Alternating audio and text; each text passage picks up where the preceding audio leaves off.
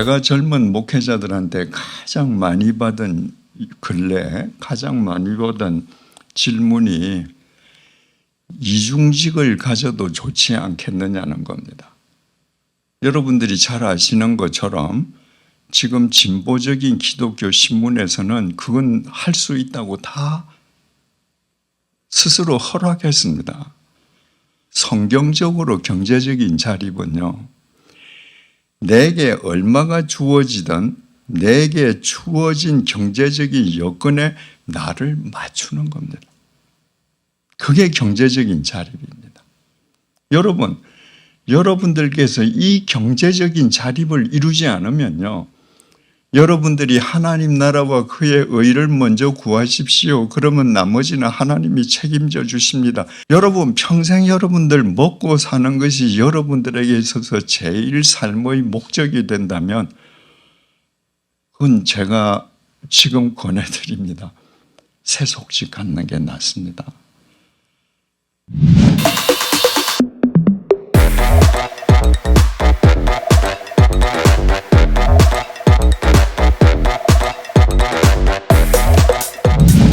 저는 차성진 목사라고 합니다. 평생을 교회에 올인하고 사역을 열심히 하다가 40대 중반쯤 되자 이젠 교회에서 버림받는 것이죠. 그렇게 한순간에 사회로 내몰려 아무런 경력 없고 쓸모없는 그냥 사회인 아저씨가 되는 경우를 저는 상당히 많이 봤습니다.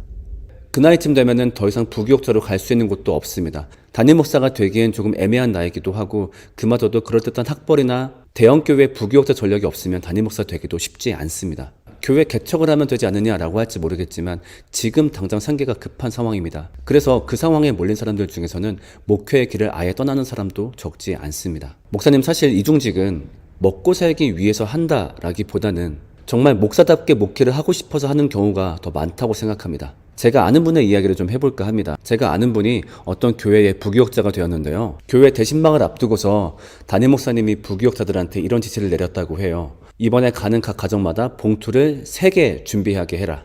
그 중에 하나는 대신방 감사헌금, 그리고 하나는 목사님의 개인적인 용돈, 그리고 하나는 목사님의 도서 구입비. 그리고 이 개인 용돈과 도서비는 영수증조차 제출하지 않는 목사님의 개인 돈이 됩니다. 그 지시를 듣고 마음이 참 착잡했다고 하더라고요. 그 교회에는 어려우신 분들도 많이 있는데 그분들에게 전화해서 지사님 이번에 봉투 3개 준비하셔야 돼요 라는 말을 참 하기 힘들었다고 합니다. 하나님의 계획을 믿고 그런 교회라면 그만두는 게 맞지 않겠느냐라고 말씀하실지 모르겠어요. 네, 그래서 그만뒀어요. 그리고 어떻게 됐을까요? 그 교회 담임 목사님이 당시 노회 서기셨어요. 소위 끝발 있는 분이다 보니까 이렇게 이름장을 놓았던 거예요. 내가 앞으로 너 다시는 목회 못하게 만들어줄게. 처음에는 그게 뻥인 줄 알았는데 정말 그게 가능하더라고요. 목사님이 수많은 교회에 이력서를 넣었지만 단 한 곳에서도 답장을 받지 못했다고 합니다. 나중에 알고 보니 전 담임 목사님이 미리 교단 내 교회에다 소문을 냈다고 하더라고요. 만약에 그런 상황이라고 한다면은 그냥 개척하고 공동체를 꾸리면 되지 않겠냐고요? 지금 당장 거주할 집이 없는 상태입니다. 지금 당장 끼니를 해결할 수조차 없는 상황이에요. 그래서 당장 동사무소에서 제공하는 쌀과 김치로 생계를 이어나가고 있었어요. 그리고 바로 생계전선에 뛰어든 걸로 저는 알고 있습니다.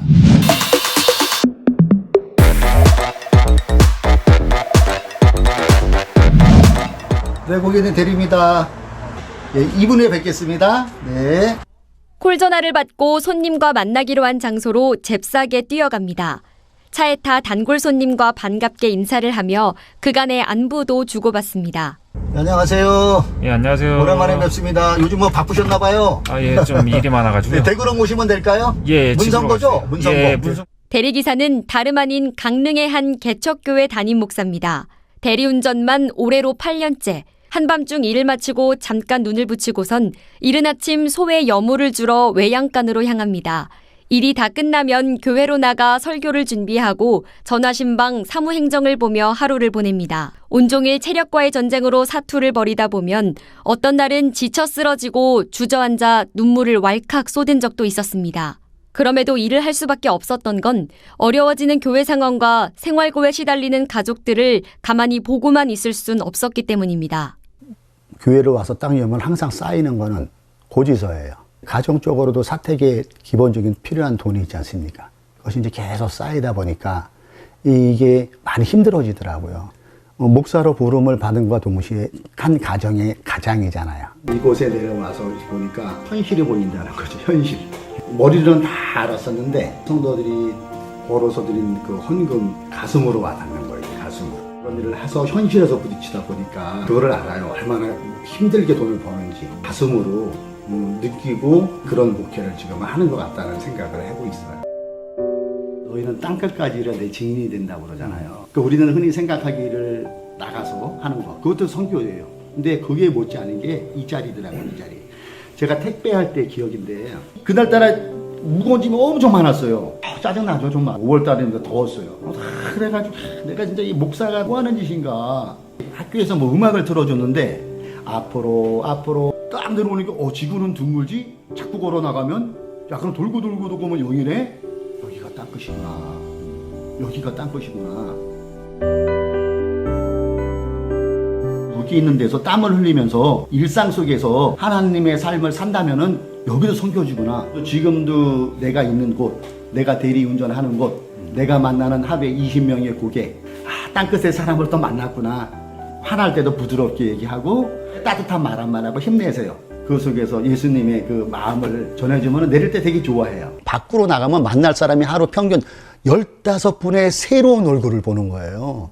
그 속에서 얽히고 설키고 하면서 여러 가지 속에서 그리스도의 가치관 그런 거를 나눌 수 있는 기회가 오거든요. 그래서 저는 이 대리운전이나 이중직은 사역의 확장이라고 봐요. 박 목사는 일터는 교회 밖 또 다른 선교지라며 노동 현장에 예수 그리스도의 사랑이 흘러가도록 하나의 통로로 쓰임받길 바란다고 말했습니다.